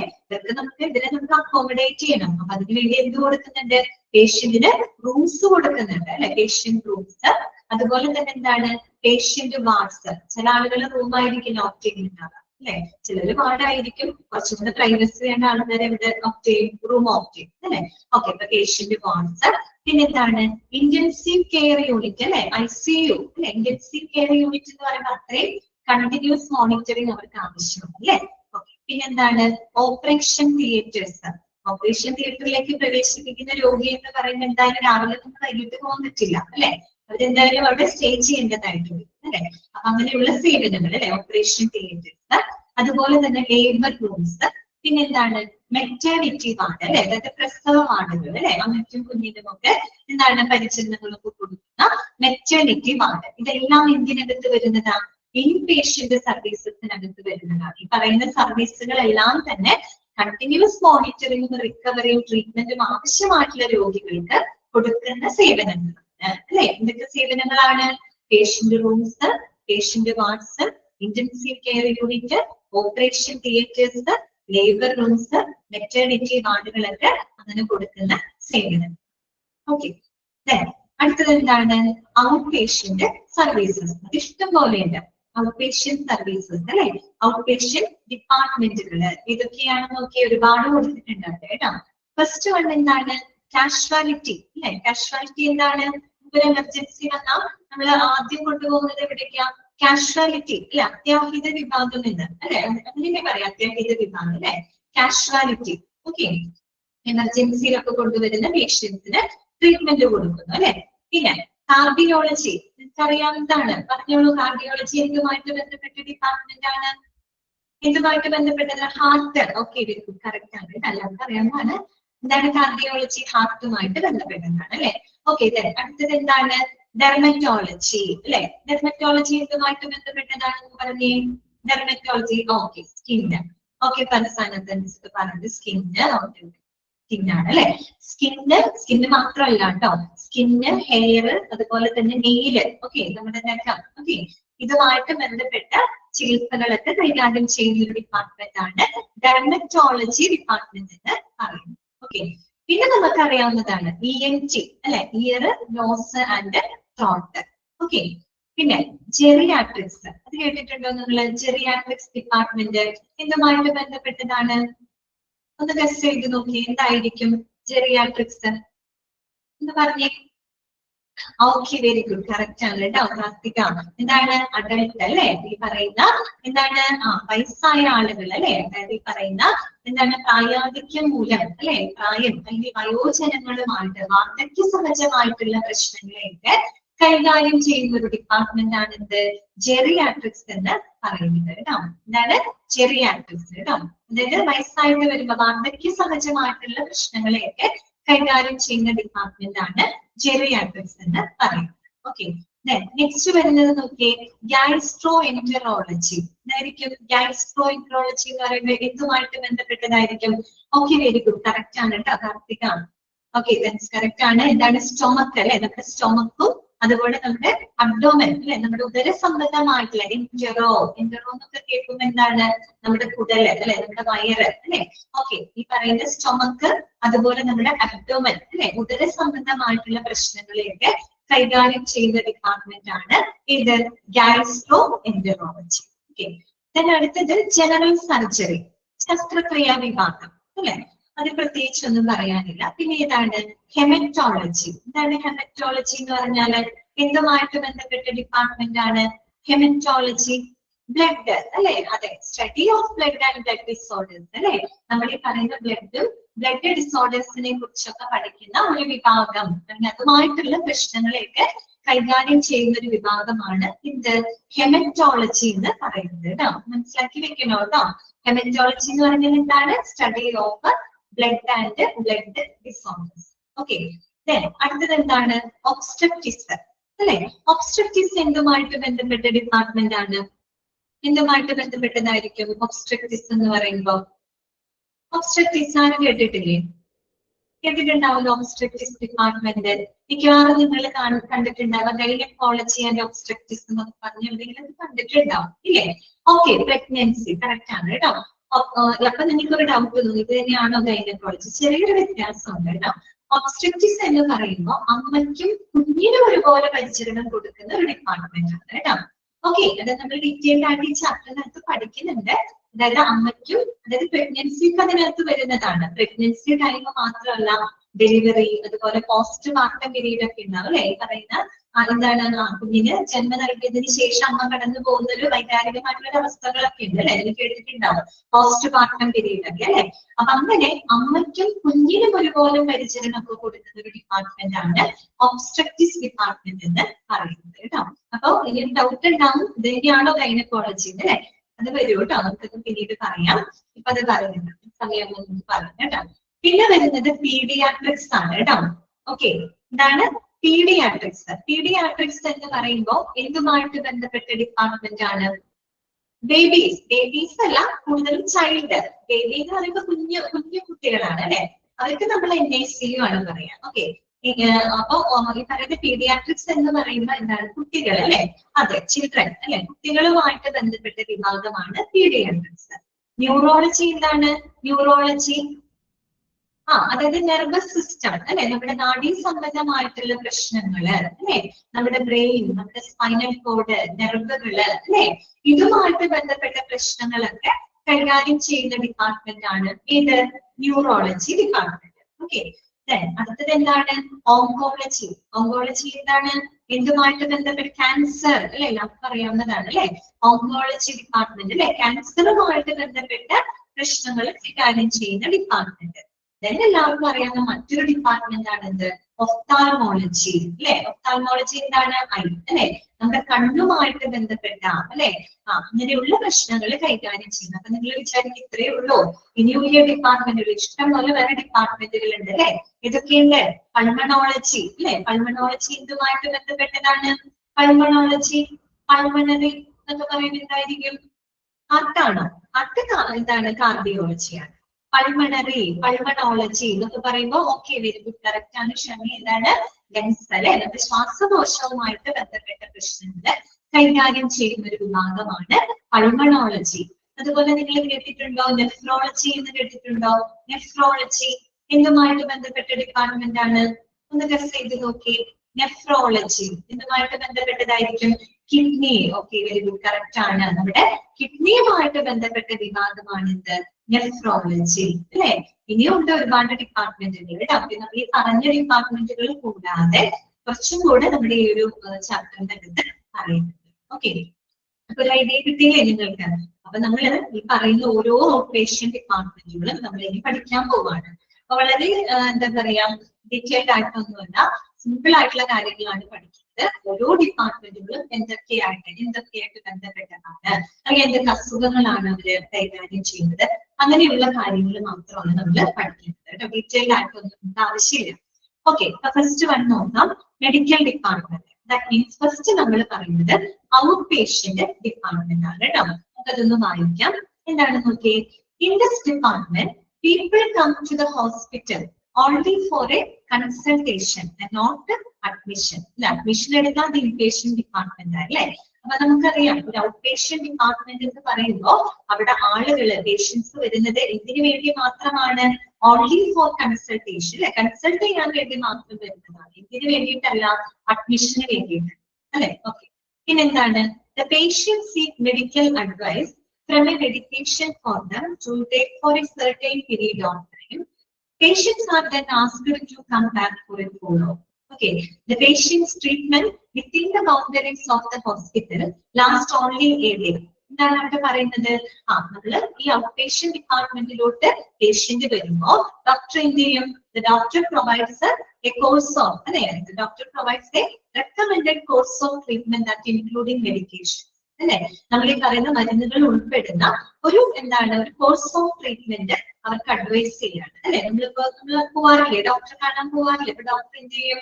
അവിടെ ചെല്ലുമ്പോൾ നമുക്ക് മരുന്നുകൾ തരും, നമുക്ക് മെഡിക്കൽ അഡ്വൈസ് ഒക്കെ തരും അല്ലെ. അപ്പൊ ഒരു ഇത്ര നാള് വരെ, ഒരു നിശ്ചിത കാലയളവ് വരെ നമുക്കൊരു കോഴ്സ് ഓഫ് ട്രീറ്റ്മെന്റ് ആര് തരും? നമ്മുടെ ഡോക്ടർ നമുക്ക് പ്രൊവൈഡ് ചെയ്യും അല്ലെ. അതിനകത്ത് ഇൻക്ലൂഡിംഗ് മെഡിക്കേഷൻസ് ഉൾപ്പെടെയുള്ള ആ ഒരു ട്രീറ്റ്മെന്റ് നമുക്ക് പ്രൊവൈഡ് ചെയ്യും അല്ലെ. ഓക്കെ, അപ്പൊ എന്താണ് പിന്നെയോ? Patients are then asked to come back for a follow up അല്ലെ. അതിനുശേഷം എന്താണ്? പേഷ്യൻസിനോട് ഫോളോ അപ്പിന് വേണ്ടി വരാൻ ആവശ്യപ്പെടും അല്ലെ. നമ്മളൊരു മരുന്നൊക്കെ കൊടുത്ത് അഡ്വൈസ് ഒക്കെ കൊടുത്ത് പറഞ്ഞു വിട്ട് കഴിഞ്ഞാൽ പിന്നെ അവിടെ അവസാനിക്കുന്നുണ്ടോ? ഇല്ല. ഡോക്ടർ പറയൂ അല്ലെ, കുറച്ച് 2-3 ദിവസം കഴിയുമ്പോൾ ഒന്ന് വന്ന് കാണണം അല്ലെ, പറയാറുണ്ട് അല്ലെ. ഒരു ഫോളോ അപ്പിന് വേണ്ടിയിട്ട് അവരോട് ആവശ്യം. അത് മാത്രമല്ല, the patient's treatment within the boundaries of a hospital lasts only a day അല്ലെ. അതായത് ഒരു ഹോസ്പിറ്റലില് പേഷ്യന്റ് അവിടെ സ്പെൻഡ് ചെയ്യുന്നത് ഒരു ഡേ ടൈം മാത്രമാണ് അല്ലെ. അവരെന്ത് ചെയ്യുന്നില്ല? നൈറ്റ് സ്റ്റേ ചെയ്യുന്നുണ്ടോ? അഡ്മിറ്റ് ആവുന്നുണ്ടോ?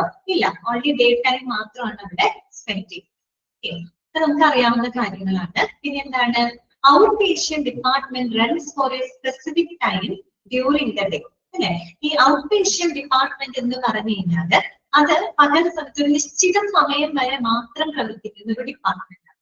അല്ലാണ്ട് 24 hours പ്രവർത്തിക്കുന്ന ഒരു ഡിപ്പാർട്ട്മെന്റ് ആണോ ഔട്ട് പേഷ്യന്റ് ഡിപ്പാർട്ട്മെന്റ്? അല്ല. അവിടെ ഒരു നിശ്ചിത സമയമുണ്ട് അല്ലെ. അതിപ്പോ ഡോക്ടേഴ്സിന്റെ അവൈലബിലിറ്റിക്ക് അനുസരിച്ച് നമ്മള് സാധാരണ അപ്പോയിന്റ്മെന്റ് ഒക്കെ എടുത്ത് നമ്മൾ പറയും എപ്പോഴാ വരേണ്ടത്, ഇത്ര സമയം വരെ ഡോക്ടർ അവിടെ ഇരിക്കുള്ളൂ അല്ല. അത്രയും സമയം മാത്രമാണ് ഔട്ട് പേഷ്യന്റ് ഡിപ്പാർട്ട്മെന്റ് അവിടെ പ്രവർത്തിക്കുന്നത് അല്ലെ. അപ്പൊ ഒരു ഡേ ടൈമിൽ ഒരു നിശ്ചിത സമയം വരെ മാത്രം പ്രവർത്തിക്കുന്ന ഒരു ഡിപ്പാർട്ട്മെന്റ് ആണ് ഔട്ട് പേഷ്യന്റ് ഡിപ്പാർട്ട്മെന്റ്. ഓക്കെ, പിന്നെന്താണ്? Consultation doctors are usually appointed to handle the OPD. Consultation doctors അല്ലെ എന്ന് പറയുമ്പോൾ സീനിയർ സ്പെഷ്യലൈസ്ഡ് ഡോക്ടേഴ്സ് ഉണ്ടായിരുന്നു, അവരെയാണ് നമ്മൾ കൺസൾട്ടേഷൻ ഡോക്ടേഴ്സ് എന്ന് പറയുന്നത്. അങ്ങനെയുള്ളവരാണ് എന്ത് ഹാൻഡിൽ ചെയ്യുന്നത്? നമ്മുടെ ഔട്ട് പേഷ്യന്റ് ഡിപ്പാർട്ട്മെന്റ് ഹാൻഡിൽ ചെയ്യുന്നത്. വേറെ ഒന്നുമില്ല എന്നൊക്കെ മനസ്സിലാക്കുന്നുണ്ടാവും. ഔട്ട് പേഷ്യന്റ് ഡിപ്പാർട്ട്മെന്റ് എന്ന് പറയുമ്പോൾ അവിടെ രോഗികൾ വരുന്നത് ഓൺലി ഫോർ ദ കൺസൾട്ടേഷന് വേണ്ടി മാത്രമാണ് വരുന്നത്. അവിടെ എത്തുമ്പോൾ ഡോക്ടർ എന്ത് ചെയ്യുന്നു? Doctor provides the recommended course of treatment that including the medication. അതിനുശേഷം അവരോടൊരു ഫോളോ അപ്പിന് വേണ്ടിയിട്ട് വരാൻ ആവശ്യപ്പെടും. ഇതുപോലെ ഒരു പകൽ സമയത്ത് ഒരു നിശ്ചിത സമയം വരെ മാത്രം പ്രവർത്തിക്കുന്ന ഒരു ഡിപ്പാർട്ട്മെന്റ് ആണ് ഔട്ട് പേഷ്യന്റ് ഡിപ്പാർട്ട്മെന്റ് എന്ന് പറയുന്നത്. ഔട്ട് പേഷ്യന്റ് ഡിപ്പാർട്ട്മെന്റ് കൈകാര്യം ചെയ്യുന്നത് ആരാണ്?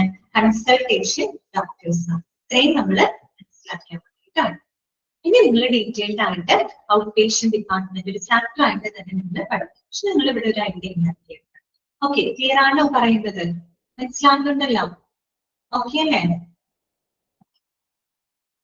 നെക്സ്റ്റ് വരുന്നത് കേട്ടോ, അടുത്ത ഡിപ്പാർട്ട്മെന്റ് ഏതാണെന്നറിയോ? കാഷ്വാലിറ്റി ആണ് കേട്ടോ. കാഷ്വാലിറ്റി അഥവാ എമർജൻസി ഡിപ്പാർട്ട്മെന്റ് നമ്മൾ പറയും അത്യാഹിത വിഭാഗം എന്ന് പറയും അല്ലെ. കാഷ്വാലിറ്റി എമർജൻസി ഡിപ്പാർട്ട്മെന്റ് നമ്മൾ ഒരു പെട്ടെന്നൊരു എമർജൻസി വന്നു കഴിഞ്ഞാൽ ഉടനടി കൊണ്ടുപോകുന്നത് എവിടേക്കാണ്? കാഷ്വാലിറ്റിയിലേക്കാണ് കൊണ്ടുപോകുന്നത് അല്ലെ. മിക്കവാറും നമുക്കറിയാം കാഷ്വാലിറ്റിയിൽ നിൽക്കുന്ന ആംബുലൻസും അല്ലെ വളരെ എമർജൻസി കേസുകളാണ് അങ്ങോട്ടേക്ക് കൊണ്ടുവരുന്നത് അല്ലെ. അപ്പൊ ആ ഒരു ഡിപ്പാർട്ട്മെന്റിനെ പറയുന്നത് കാഷ്വാലിറ്റി, മറ്റൊരു പേരും കൂടെ പറയും ആക്സിഡന്റ് ആൻഡ് എമർജൻസി ഡിപ്പാർട്ട്മെന്റ് എന്ന് പറയും. അവിടെ എമർജൻസിന് മാത്രമേ കൊടുത്തിട്ടുള്ളൂ. നമ്മൾ മനസ്സിലാക്കാം ആക്സിഡന്റ് ആൻഡ് എമർജൻസി ഡിപ്പാർട്ട്മെന്റ് എന്നും ഇത് അറിയപ്പെടും. ഓക്കെ, അപ്പൊ നമുക്കിത് വായിക്കാം. The department also knows the accident and emergency department that handles the problem of patients who have brought by an ambulance in an emergency situation. അല്ലെ, നമ്മൾ എമർജൻസി സിറ്റുവേഷനിൽ കൊണ്ടുവരുന്ന പേഷ്യൻസിനെ കൈകാര്യം ചെയ്യുന്ന ഡിപ്പാർട്ട്മെന്റ് ഏതാണ്? ഏത് ഡിപ്പാർട്ട്മെന്റ് ആണ്? Casualty department. ഓക്കെ, മറ്റൊരു പേരെന്താണ്? Accident and emergency department. ഓരോ ഡിപ്പാർട്ട്മെന്റ് കേൾക്കുമ്പോൾ നമുക്ക് സിമ്പിൾ ആണ്, ഓക്കെ, സിമ്പിൾ ആയിട്ട് തോന്നും. പക്ഷെ നമ്മൾ 24 ഡിപ്പാർട്ട്മെന്റുകൾ പഠിച്ചു കഴിയുമ്പോൾ ഓരോ ഡിപ്പാർട്ട്മെന്റും എന്തുമായിട്ട് ബന്ധപ്പെട്ടതാണെന്ന് ചോദിക്കുമ്പോൾ നമുക്ക് പറയാൻ പറ്റണം കേട്ടോ. അത് നമുക്ക് ഐഡന്റിഫൈ ചെയ്യണം. നമുക്ക് ഇങ്ങനെ ഓരോ ദിവസം തിരിച്ച് പഠിച്ചു പോകുമ്പോൾ പ്രശ്നമില്ല. ഓരോ ഡിപ്പാർട്ട്മെന്റും എന്തുമായിട്ട് ബന്ധപ്പെട്ടതാണ്. ചിലതൊക്കെ അങ്ങോട്ടും ഇങ്ങോട്ടൊക്കെ മാറിപ്പോവാം. അത് പ്രത്യേകം ശ്രദ്ധിക്കാം കേട്ടോ. അപ്പൊ നമ്മൾ എമർജൻസി സിറ്റുവേഷനിൽ കൊണ്ടുവരുന്ന രോഗികളെ ഹാൻഡിൽ ചെയ്യുന്ന ഡിപ്പാർട്ട്മെന്റ് ആണ് എന്ത്? കാഷ്വാലിറ്റി അഥവാ accident and emergency department. This department works around the clock. കേട്ടോ, ഒന്ന് അണ്ടർലൈൻ ചെയ്ത് വെക്കുക കേട്ടോ. ഈ ഒരു ഡിപ്പാർട്ട്മെന്റ് എന്ന് പറയുമ്പോൾ 24 അവർ പ്രവർത്തിക്കുന്ന ഡിപ്പാർട്ട്മെന്റ് ആണ്. നമ്മൾ നേരത്തെ പറഞ്ഞ ഔട്ട് പേഷ്യന്റ് ഡിപ്പാർട്ട്മെന്റ് അങ്ങനെയാണോ? അല്ല, അതൊരു പ്രത്യേക സമയം വരെ മാത്രമേ പ്രവർത്തിക്കുള്ളൂ അല്ലെ. അതേസമയം ഹോസ്പിറ്റലില് 24 അവർ പ്രവർത്തിക്കുന്ന ഡിപ്പാർട്ട്മെന്റ് ഏതാണെന്ന് ചോദിച്ചാൽ അത് ഏത് ഡിപ്പാർട്ട്മെന്റ് ആണ്? കാഷ്വാലിറ്റി. ഇപ്പൊ വേണമെങ്കിലും ഏത് സമയത്തും എമർജൻസി കേസിൽ വരാം. അതുകൊണ്ട് 24 അവർ പ്രവർത്തിക്കുന്ന ഒരു ഡിപ്പാർട്ട്മെന്റ് ആണ്. അത് മാത്രമല്ല, and is equipped to deal with all kinds of emergencies. അല്ലെ, എല്ലാ തരത്തിലുള്ള എമർജൻസികളെ ഹാൻഡിൽ ചെയ്യാനായിട്ട് എക്യുപ്ഡ് ആയിട്ടുള്ള ഒരു ഡിപ്പാർട്ട്മെന്റ് ആണ് കാഷ്വാലിറ്റി ഡിപ്പാർട്ട്മെന്റ് എന്ന് പറയുന്നത്. ഇനി നോക്കാം. The patients are assessed according to the degree of injury or emergency and then given immediate treatment before sent to a specialized department for the further treatment. അല്ലെ, നമ്മൾ കാഷ്വാലിറ്റിയിലേക്ക് കൊണ്ടുവരുന്ന ഒരു പേഷ്യന്റിന് എന്ത് കൊടുക്കും? നമ്മൾക്ക് അവർക്ക് ഒരു പ്രൈമറി ആയിട്ടുള്ള ഒരു ട്രീറ്റ്മെന്റ് നമ്മൾ കൊടുക്കുന്നത് അല്ലെ. അതായത് അവർക്ക് സംഭവിച്ചിട്ടുള്ള ഇഞ്ചുറി അല്ലെങ്കിൽ അവരുടെ എമർജൻസിയുടെ വ്യാപ്തി അനുസരിച്ചുകൊണ്ട് നമ്മൾ എന്ത് ചെയ്യും? പേഷ്യന്റിനെ അവിടെ നമ്മൾ ചികിത്സിക്കും. അവർക്ക് അവരെ ഒന്ന് സ്റ്റെബിലൈസ് ചെയ്യുന്നതിന് വേണ്ടിയിട്ടുള്ള എല്ലാ ട്രീറ്റ്മെന്റ്സുകളും നമ്മൾ അവിടെ പ്രൊവൈഡ് ചെയ്യും അല്ലെ. എന്നിട്ട് അവർ സ്റ്റേബിൾ ആക്കിയതിനു ശേഷം മാത്രമാണ് നമ്മൾ അവരൊരു സ്പെഷ്യലൈസ്ഡ് ഡിപ്പാർട്ട്മെന്റിലൂടെ ട്രാൻസ്ഫർ ചെയ്യുന്നത് അല്ലെ. ഇപ്പൊ നമ്മളൊരു ചെസ്റ്റ് പെയിൻ ആയിട്ട് ഒരു പേഷ്യന്റിനെ കൊണ്ടുവരാണ്, ഉടനടി നമ്മൾ അവരെ കാർഡിയോളജിയിലേക്ക് വിടുകയല്ല ചെയ്യുക. ചെസ്റ്റ് പെയിൻ ആയിട്ട് വരുന്ന രോഗിയെ ആദ്യം നമ്മളൊരു പ്രൈമറി ട്രീറ്റ്മെന്റ് ഒക്കെ കൊടുത്ത് അവരുടെ കണ്ടീഷൻ ഒന്ന് എന്താക്കും? നമ്മളൊന്ന് സ്റ്റേബിൾ ആക്കും അല്ലെ. എന്നിട്ടാണ് നമ്മൾ എന്ത് ചെയ്യാം? അതുമായിട്ട് ബന്ധപ്പെട്ട ഡിപ്പാർട്ട്മെന്റ് കാർഡിയോളജി അങ്ങോട്ടേക്ക് അവരെന്ത് ചെയ്ത് വിടുന്നത്? റെഫർ ചെയ്ത് വിടുന്നത്. ഓക്കെ, ഫർദർ ട്രീറ്റ്മെന്റിന് വേണ്ടിയിട്ട്. അത്രയും നമുക്ക് മനസ്സിലാക്കാനായിട്ട്. അപ്പൊ കാഷ്വാലിറ്റിനെ പറയുന്ന മറ്റൊരു പേര് എന്താണ്? Accident and emergency department. Okay, അവിടെ നമ്മൾ പ്രൈമറി ട്രീറ്റ്മെന്റ് കൊടുക്കുന്നു. അവരുടെ ആ ഇഞ്ചുറി അല്ലെങ്കിൽ അവരുടെ എമർജൻസിയുടെ വ്യാപ്തി അനുസരിച്ചുകൊണ്ട് പേഷ്യന്റിനെ അസസ് ചെയ്തതിന് ശേഷം അവർ സ്റ്റെബിലൈസ് ചെയ്തതിന് ശേഷമാണ് ഒരു സ്പെഷ്യലൈസ്ഡ് കെയറിന് വേണ്ടിയിട്ട് അവർ മറ്റൊരു ഡിപ്പാർട്ട്മെന്റിലൂടെ നമ്മൾ ട്രാൻസ്ഫർ ചെയ്യുന്നത്. ക്ലിയർ ആണല്ലോ പറഞ്ഞത്? ഓക്കെ അല്ലേ? ഓക്കെ ആണ്. നെക്സ്റ്റ് വരുന്നതാണ് എന്ത്? Cardiology department. നമുക്ക് എല്ലാവർക്കും അറിയാവുന്ന ഒരു ഡിപ്പാർട്ട്മെന്റ് ആണ് അല്ലെ. മീൻസ് നമുക്കറിയാം എന്തുമായിട്ട് ബന്ധപ്പെട്ടതാണ്? നമ്മുടെ ഹാർട്ടുമായിട്ട്. ഹാർട്ട് മാത്രമല്ല അല്ലെ, നമുക്കറിയാം നമ്മുടെ ബ്ലഡ് സർക്കുലേറ്ററി സിസ്റ്റം എന്ന് പറയുമ്പോൾ അതിനകത്ത് ആരൊക്കെ വരുന്നുണ്ട്? ഹാർട്ട് വരുന്നുണ്ട്, ബ്ലഡ് വരുന്നുണ്ട്, അതുപോലെ തന്നെ എന്ത് വരുന്നുണ്ട്? ബ്ലഡ് വെസൽസ് വരുന്നുണ്ട്. ഇവര് 3 പേരും അടങ്ങുന്നതാണ് എന്ത്? നമ്മുടെ സർക്കുലേറ്ററി സിസ്റ്റം എന്ന് പറയുന്നത് അല്ലെ. അപ്പൊ ഈ പറയുന്ന ഹൃദയ സംബന്ധമായിട്ടുള്ള പ്രശ്നങ്ങളെയൊക്കെ കൈകാര്യം ചെയ്യുന്ന ഡിപ്പാർട്ട്മെന്റ് ആണ് കാർഡിയോളജി എന്ന് പറയുന്നത്. എല്ലാവർക്കും അറിയാവുന്നതാണ്, നോട്ട് ചെയ്ത് വെക്കുക കേട്ടോ. The department as the name ആണ് കേട്ടോ, സെയിം അല്ല. The name indicates deals with the problems of the human heart or circulation. കാരണം നമ്മുടെ സർക്കുലേറ്ററി സിസ്റ്റത്തിന്റെ പമ്പിംഗ് ഓർഗൻ ആണ് ആര്? നമ്മുടെ ഹാർട്ട് അല്ലെ. അപ്പൊ ഈ ഹൃദയ സംബന്ധമായിട്ടുള്ള അല്ലെങ്കിൽ നമ്മുടെ സർക്കുലേറ്ററി സിസ്റ്റവുമായിട്ട് ബന്ധപ്പെട്ട പ്രശ്നങ്ങളെ എല്ലാം തന്നെ കൈകാര്യം ചെയ്യുന്ന ഒരു ഡിപ്പാർട്ട്മെന്റ് ആണ് കാർഡിയോളജി എന്ന് പറയുന്നത്. ഓക്കെ, അപ്പൊ എന്താണ് കാർഡിയോളജി എന്നുള്ളതിന് കറക്റ്റ് ആയിട്ടുള്ള ഒരു ഡെഫിനിഷൻ അവിടെ കൊടുത്തിട്ടുണ്ട്. അത് നിങ്ങൾ അണ്ടർലൈൻ ചെയ്ത് വെക്കുക കേട്ടോ. എന്താണ് നോക്കിയേ? Cardiology is the medical specialty that deals with the diagnosis and treatment of diseases and disorders of the heart. അറിയാലോ, ഹൃദയ സംബന്ധമായിട്ടുള്ള പ്രശ്നങ്ങളെല്ലാം കൈകാര്യം ചെയ്യുന്ന മെഡിക്കൽ സ്പെഷ്യാലിറ്റി ആണ് എന്ത്? കാർഡിയോളജി എന്ന് പറയുന്നത്. ഓക്കെ, പിന്നെന്താണ്? It treats the people both on an inpatient and out patient basis അല്ലെ. ഈ ഒരു ഡിപ്പാർട്ട്മെന്റ് എന്ന് പറയുമ്പോൾ അത് ഇൻപേഷ്യന്റ് അടിസ്ഥാനത്തിലും ഔട്ട് പേഷ്യന്റ് അടിസ്ഥാനത്തിലും രോഗികൾക്ക് എന്ത് കൊടുക്കുന്നുണ്ട്? ചികിത്സകള് പ്രൊവൈഡ് ചെയ്യുന്നുണ്ട്. അതെന്തുകൊണ്ട് അങ്ങനെ പറയാൻ കാരണം? അതായത് ഇൻപേഷ്യന്റ് ആക്കേണ്ടത് വരുന്ന രോഗി ഇപ്പൊ വളരെ സിവിയർ കണ്ടീഷൻ ഉള്ള ഒരു രോഗിയാണെന്ന് വിചാരിക്കുക. വളരെ സിവിയർ ആയിട്ടുള്ള ഒരു ഹാർട്ട് പേഷ്യന്റ് ആണ് വരുന്നതെങ്കിൽ അവര് ചിലപ്പോൾ നമുക്ക് അഡ്മിറ്റ് ആക്കിയിട്ട് അവർക്ക് ട്രീറ്റ്മെന്റ് കൊടുക്കേണ്ടി വരും. അപ്പൊ അങ്ങനെയുള്ള സേവനങ്ങൾ കൊടുക്കും. ദാറ്റ് മീൻസ് ഇൻപേഷ്യന്റ് സേവനങ്ങൾ കൊടുക്കും. ഇനി അതല്ല, അല്ലാതെ വന്ന് ജസ്റ്റ് കൺസൾട്ട് ചെയ്ത് മരുന്നുകളിൽ പോകുന്ന ആളുകളാണെങ്കിൽ അവർക്ക് മരുന്ന് കൊടുത്ത് അങ്ങനെ ഔട്ട് പേഷ്യന്റ് അടിസ്ഥാനത്തിലും എന്ത് കൊടുക്കുന്നുണ്ട്, ഈ ഒരു ഡിപ്പാർട്ട്മെന്റ് സേവനങ്ങൾ കൊടുക്കുന്നുണ്ട്. ഓക്കെ, അതാണ് അവിടെ ഉദ്ദേശിച്ചിരിക്കുന്നത് കേട്ടോ. ഇനി നെക്സ്റ്റ് എന്താണ് പറയുന്നത്, the biggest area of heart disease treated is coronary artery disease കേട്ടോ. അതൊന്ന് അണ്ടർലൈൻ ചെയ്ത് വെക്കണം കേട്ടോ. The biggest area of heart disease treated is coronary artery disease കേട്ടോ. നമ്മൾ ഏറ്റവും പ്രധാനമായിട്ടും നമ്മൾ ഈ ഹാർട്ട് ഡിസീസ് ട്രീറ്റ് ചെയ്യുന്നത് ഏറ്റവും വലിയൊരു ഏരിയ എന്ന് പറയുന്നത് ഹൃദയ സംബന്ധമായിട്ടുള്ള പ്രശ്നങ്ങളുടെ ഏറ്റവും വലിയൊരു ഏരിയ നമ്മൾ ട്രീറ്റ്മെന്റിന് എടുക്കുന്ന പ്രധാനപ്പെട്ട മേഖല എന്ന് പറയുന്നത് എന്താണെന്ന് അറിയോ, കൊറോണറി ആർട്ടറി ഡിസീസ് അഥവാ കാഡ് എന്നാണ് നമ്മൾ കാഡ് കേട്ടോ. CAD കാഡ് എന്നാണ് ഇതിനെ സൂചിപ്പിക്കുക. ഈ കാഡിന്റെ ഫുൾ ഫോം ആണ് എന്ത്, കൊറോണറി ആർട്ടറി ഡിസീസ്. അതിനൊരു എക്സാമ്പിൾ അവിടെ പറയുന്നുണ്ട്, ആൻജിന പെക്ടോറിസ് എന്ന് പറയും കേട്ടോ. അപ്പൊ നിങ്ങൾക്ക് സംശയമാണ് ഇത് എന്താണെന്നൊന്നും നിങ്ങളോട് ചോദിക്കില്ല, എങ്കിലും പറയാണ് എന്താണ് കൊറോണറി ആർട്ടറി ഡിസീസ് എന്ന് പറഞ്ഞാൽ ഇപ്പൊ മിക്ക ആളുകൾക്കൊക്കെ ഉള്ള അസുഖമാണ്. ഓക്കെ, പ്രത്യേകിച്ച് നമ്മുടെ ജീവിതശൈലി കൊണ്ടൊന്ന് വരുന്നതാണ് കേട്ടോ. അതായത് നമുക്കറിയാം കൊറോണറി ആർട്ടറി എന്ന് പറഞ്ഞു കഴിഞ്ഞാൽ നമ്മുടെ ഹാർട്ടിലോട്ട് ഓക്സിജനേറ്റഡ് ബ്ലഡിനെ വഹിക്കുന്ന ആർട്ടറിയാണ് കേട്ടോ.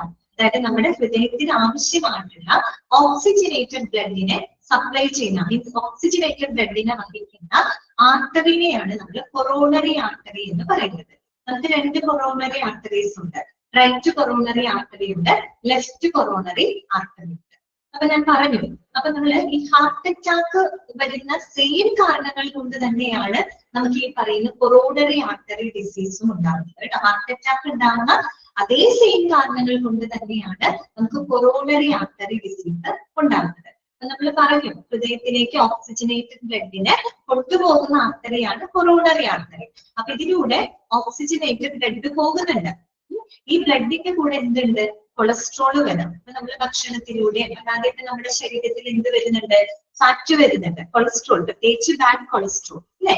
അപ്പൊ ഈ കൊളസ്ട്രോൾ ഇതിനകത്ത് കൂടെ കടന്നു പോകുമ്പോ എന്ത് സംഭവിക്കുന്ന അറിയോ, ഈ ഫാറ്റ് അവിടെ സ്റ്റിക്ക് ചെയ്യാൻ തുടങ്ങും, ആർട്ടറിക്കകത്ത് ഇങ്ങനെ പറ്റി പിടിക്കാൻ തുടങ്ങും. കാര്യം ഇങ്ങനെ പോകുമ്പോൾ ഇതിന് ഈ കൊളസ്ട്രോൾ ഉണ്ടെങ്കിൽ കൊളസ്ട്രോൾ ഉണ്ടായിരിക്കും. അപ്പൊ ഈ ഫാറ്റ് എന്ത് ചെയ്യും, അവിടെ ഇങ്ങനെ സ്റ്റിക്ക് ചെയ്യും. അങ്ങനെ അവിടെ എന്ത് സംഭവിക്കും, അങ്ങനെ സ്റ്റിക്ക് ഓൺ ചെയ്ത് അവിടെ എന്ത് സംഭവിക്കും, അത് പിന്നീട് ഒരു പ്ലേറ്റ് ആയി മാറി അവിടെ ഒരു ബ്ലോക്ക് പോലെ വരും. അതൊരു പ്ലേറ്റ് ആയി മാറി പിന്നെ അതൊരു റപ്ചർ ആവാനായിട്ട് തുടങ്ങും. ഈ റപ്ചർ ആവുന്ന സമയത്താണ് നമ്മൾക്ക് ഈ ഒരു ഡിസീസിന്റെ സൈൻസും സിംറ്റംസുകളൊക്കെ വരുന്നത്. ചുരുക്കി പറഞ്ഞ് എന്ത് സംഭവിക്കുകയാണ്, ബ്ലോക്ക് വരെയാണ്. ബ്ലോക്ക് വരുമ്പോൾ എന്തുണ്ടാവുകയാണ്, ഈ ഓക്സിജനേറ്റഡ് ബ്ലഡ് നമ്മുടെ ഹാർട്ടിലോട്ട് എത്തില്ല. അങ്ങനെ വരുമ്പോൾ എന്ത് സംഭവിക്കും, നമുക്ക് അതിശക്തമായിട്ടുള്ള നെഞ്ചു വേദന നമുക്ക് അനുഭവപ്പെടും. ഓക്കെ, അതിനെ ഓക്കെ കറക്റ്റ് ആണ് കേട്ടോ, മനസ്സിൽ കാർഡിയക് അറസ്റ്റ് പോലെ അല്ലെ. അതായത് നമ്മൾ ഈ പറയുന്ന ബ്ലോക്ക് വരുമ്പോൾ ഓക്സിജനേറ്റഡ് ബ്ലഡ് എവിടേക്ക് എത്തില്ല, നമ്മുടെ ഹാർട്ടിലോട്ട് എത്തില്ല. അങ്ങനെ വരുമ്പോ നമ്മൾക്ക് എന്ത് സംഭവിക്കും, വളരെ ശക്തമായിട്ടുള്ള ഒരു നെഞ്ചു വേദന നമുക്ക് അനുഭവപ്പെടും. അതിനെയാണ് നമ്മൾ എന്ത് പറയുന്നത്, ആൻജിന എന്ന് പറയുന്നത്. ആൻജിന പെക്ടോറിസ് എന്നാണ് പറയുന്നത്. അതെന്തിന് എക്സാമ്പിൾ ആണ്, കൊറോണറി ആർട്ടറി ഡിസീസിന് എക്സാമ്പിൾ. അപ്പൊ സംഭവം വളരെ സിമ്പിൾ ആയിട്ടുള്ള ഒരു കാര്യമാണ്. കൊറോണറി ആർട്ടറി ഡിസീസ് എന്ന് പറഞ്ഞാല് നമ്മുടെ ഹാർട്ടിലേക്ക് ഓക്സിജനേറ്റഡ് ബ്ലഡിനെ വഹിക്കുന്ന കൊറോണറി ആർട്ടറിയുടെ ഫാറ്റ് വന്ന് അടിഞ്ഞു കൂടുന്നു. ആ ഫാറ്റ് വന്ന് അടിഞ്ഞു കൂടുന്നതിന് നമ്മൾ എന്താ പറയാന്നറിയോ, അതിറോസ്ക്ലിറോസിസ് എന്നാണ് പറയുക. എവിടെയെങ്കിലൊക്കെ കേട്ടിട്ടുണ്ടാവില്ല, അതിറോസ്ക്ലിറോസിസ് എന്നാണ് അതിനെ പറയുന്നത്. ആ ഫാറ്റ് ഇങ്ങനെ വന്ന് അടിഞ്ഞു കൂടുന്ന ഒരു അവസ്ഥയെ നമ്മൾ അങ്ങനെ പറയുന്നത്. അങ്ങനെ ഈ ഫാറ്റ് ഇങ്ങനെ അടിഞ്ഞു കൂടി അവിടെ ബ്ലോക്ക് ആകുമ്പോ ഈ പറയുന്ന ഓക്സിജനേറ്റഡ് ബ്ലഡ് നമ്മുടെ ഹാർട്ടിലോട്ട് എത്തില്ല. അങ്ങനെ വരുമ്പോൾ നമുക്ക് വളരെയധികം അപ്പൊ ഹാർട്ട് അറ്റാക്കിലേക്ക് പോവുകയാണ്. അതിന്റെ ഒരു സിംറ്റം ആയിട്ട് അതിങ്ങനെ റപ്ചർ ആവാൻ തുടങ്ങും. അപ്പോഴാണ് നമുക്ക് അതിന്റെ സിംറ്റം വരുന്നത്. സിംറ്റം എന്ന് പറയുന്നത് വളരെ ശക്തമായിട്ടുള്ള ഒരു നെഞ്ചു വേദന നമുക്ക് അനുഭവപ്പെടും. ആ ഒരു വേദന അതാണ് നമ്മൾ ആൻജിന എന്ന് പറയുന്നത്, ആൻജിന പെക്ടോറിസ്. അതുകൊണ്ടാണ് ചെസ്റ്റ് പെയിൻ ഒക്കെ വന്നാൽ വേഗം തന്നെ ഹോസ്പിറ്റലിലോട്ട് കൊണ്ടുവന്ന് ബ്ലോക്ക് ആവുന്നുണ്ട് അവിടെ. അപ്പൊ ഇനി അധികം താമസിച്ചു കഴിഞ്ഞാൽ എന്തുണ്ടാവും, അറ്റാക്ക് വരും അല്ലെ.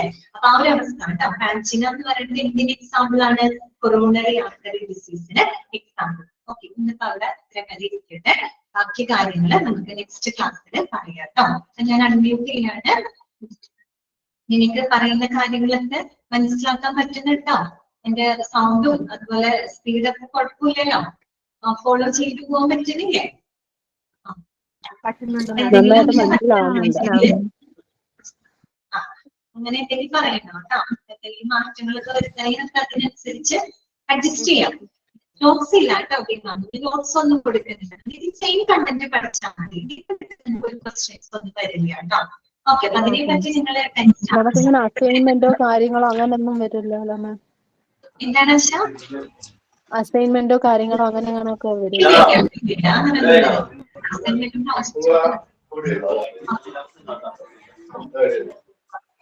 അപ്പൊ ശരി കേട്ടോ. ഇത്രയും ഭാഗങ്ങൾ വായിക്കാം, മനസ്സിലാക്കി വെക്കാം. ടെക്സ്റ്റ് ഉള്ളവരുടെ കാര്യമാണ് പറയുന്നത് കേട്ടോ. അല്ലാതെ ടെസ്റ്റുകളൊക്കെ പ്രാക്ടീസ് ചെയ്യും. Thank you.